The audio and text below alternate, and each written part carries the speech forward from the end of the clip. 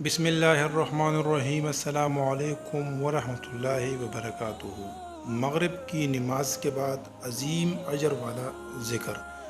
نبی کریم صلی اللہ علیہ وآلہ وسلم نے فرمایا، جس نے مغرب کے بعد 10 بار کہا لا الہ الا اللہ وحدہ لا شریک لہ لہ الملک ولہ الحمد یحیی ویمیت وہو علی کل شیء قدیر، اللہ اس کی صبح تک حفاظت کے لیے مصلح فرشتے بھیجے گا جو اس کی شیطان سے حفاظت کریں گے، اور اس کے لیے ان کے عوض 10 نیکیاں لکھی جائیں گی جو اسے اجر و ثواب کا مستحق بنائیں گی، اور اس کی مہلک برائیاں اور گناہ مٹا دیں گے، اور اسے 10 مسلمان غلام آزاد کرنے کا ثواب ملے گا۔ جزاک اللہ۔ اللہ حافظ۔